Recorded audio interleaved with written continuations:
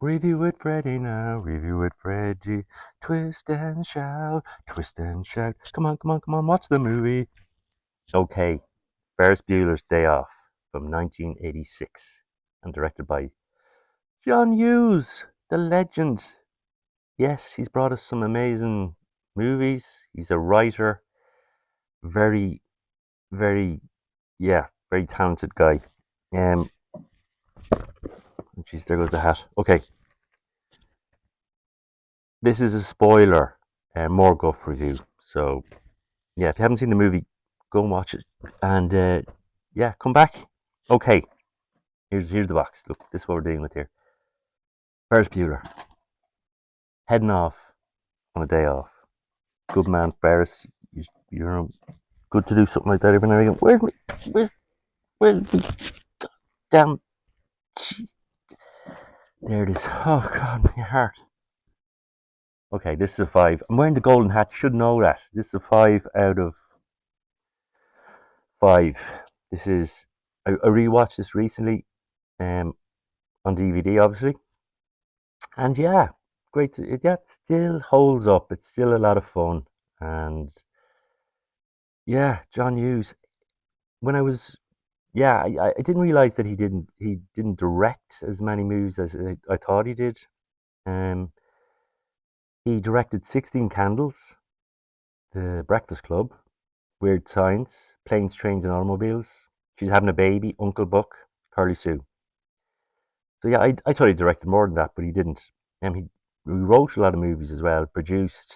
Now he wrote Mr. Mum, National Lampoon's Vacation, National Lampoon's European Vacation, um, and The Christmas Vacation, Pretty in Pink, Some Kind of Wonderful, The Great Outdoors, Home Alone, yeah, Home Alone, Career Opportunity, Driving Me Crazy, Beethoven, Dennis the Menace, Baby's Day Out. So yeah, very talented guy, and yeah, did a great job directing this. I like his directing style, and yeah, and it feels like he's used some of his Home Alone sort of. It looks like Ferris has used, his little. There's a connection with Home Alone, the way he's designed the door to when someone opens the door that the statue falls on the string to make it look like someone's sleeping. So yeah, you can see the connection with Home Alone there. Okay, so legend is John Hughes. Yes, MVP here. But we have Matthew Broderick, perfectly cast as Ferris Bueller. Everyone loves Ferris. Ferris is the most popular kid in school. Um, and you can see why. He's not annoying. He's just yeah, great casting here. And yeah, you're rooting for Ferris. You want Ferris to take his day off. You want Ferris to have a good time on his day off, and you don't want him to be caught by that old Ed Rooney guy. Um, Matthew Broderick, big in the 80s, and great career. He's still going strong. War Games. Check out War Games. I love that movie from the 80s. Lady Hawk, another good one. Richard Donner directs. Yeah, Lethal Weapon. And Rutger Hauer. Project X, Biloxi Blues, Family Business, Glory. Very good. The Freshman. I have a review of that. The Road to Wellville. The Cable Guy. Addicted to Love, Godzilla, Election, Inspector Gadget, The Stepford Wives, The Producers, the remake. Check out the original. And Deck the Halls. So that's just, he's done so much. And yeah, great career. You can just see his star quality in this. And yeah, great stuff. Okay, so he decides to take his friend as well with him on his day off. Played by Alan Ruck, and the character's called Cameron Fry. Now, Cameron Fry is the opposite of Ferris. He doesn't want to, go on this day off. He prefers to stay in bed and take medicine. He thinks he's sick all the time. He's not as popular. Yeah, some opposites attract here. Ferris wants to take him out, have a good time, but he also needs his car or a car, and he knows that Cameron has a car. Yeah. And Ferris doesn't. Ferris has got a computer, and his sister got a car, but he got a computer. His sister got a car for her birthday, and Ferris got a computer. But he used this computer to, change his absences on the, he sort of hacks into the school's computer and changes the amount of days he's absent. So yeah, Alan Rook, Speed, Three Fugitives, Young Guns 2, Star Trek, um, Generation, either Generation or Generations, Twister, Spin City TV show, The Happening, Ghost Town, Freaky, and Succession. And yeah, Alan Rook, great in this as well. Yeah, there's great cast in here. Perfectly cast, I think, in all roles, and that really helps most movies that you have the right people for the job. Um, and of course, Ferris wants to take his girlfriend, Sloane Peterson, played by Mia Sara, and you may have seen her in Legend, Time Cop, Black Day, Blue Night, and she's great as well as the girlfriend. So they have to get her out of school because Cameron's already off school. He didn't go in, um, so they take Cameron's dad's car, which is a really old Ferrari, which is just beautiful, and they decide to take that car because I don't know, maybe Cameron's car is broke down or is not working, or but anyway, they decide to take a nice cool car into Chicago for their day off, and so there's some great stuff with the tricking Ed Rooney, the headmaster, um, and is going in to collect Mia Sarah or Sloane, and yeah, Ed Rooney is the greatest evil headmaster, or what would you call him? Yeah, boss of this high school. Yeah, headmaster, I suppose. Whatever. Um, so we have Ed Rooney, Jeffrey Jones. You may have seen him in Amadeus, Howard the Duck, Beetlejuice, Without a Clue, Who's Harry Crumb, Valmont, Hunt for Red October, Stay Tuned, Ed Wood, The Crucible, The Devil's Advocate, Ravenous, Sleepy Hollow, Stuart Little, Heartbreakers, and Doctor Dolittle too.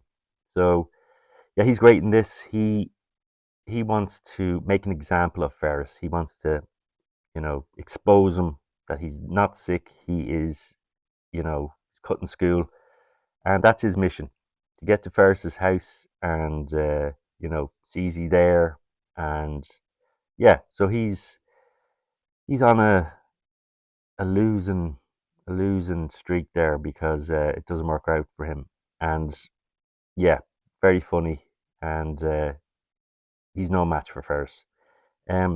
Also, his secretary Grace is great. She's played by Edie McClurg. McClurry? Clurg? Anyway, she's also in Planes, Trains, and Automobiles. Carrie, Eaton Raoul, Back to School. She's having a baby. A River Runs Through It. Natural Born Killers, and Flubber. And yeah, very funny secretary. She's great lines in this. And who else is in this? We have Jennifer Grey plays Ferris's sister, and she doesn't understand why everyone likes Ferris. She wants to expose him too. She wants to, let the parents know that Ferris is taking a day off, and yeah, she's out to get him too. Why should Ferris have fun while she has to suffer in school? Um, Red Dawn, The Cotton Club, American Flyers, Dirty Dancing, Bounce. That's Jennifer Grey. She plays Jeannie. Okay, who else do we have in this? We have Cindy Pickett, who plays Katie Bueller, Ferris's mum. You may have seen her in Sleepwalkers, Deep Star 6, Son-in-Law, and she's done a lot of TV.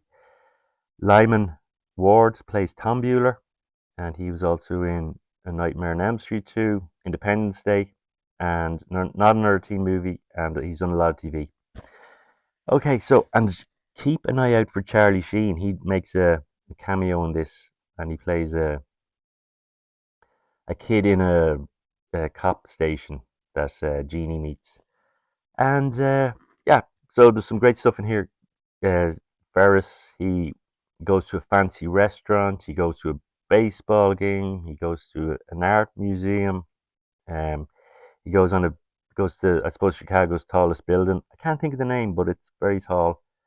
Um, yeah, they have great fun. They have do some great stuff. Um, I think hanging out with Ferris is great fun, as you'd imagine. And yeah, they try to get back before the parents get home.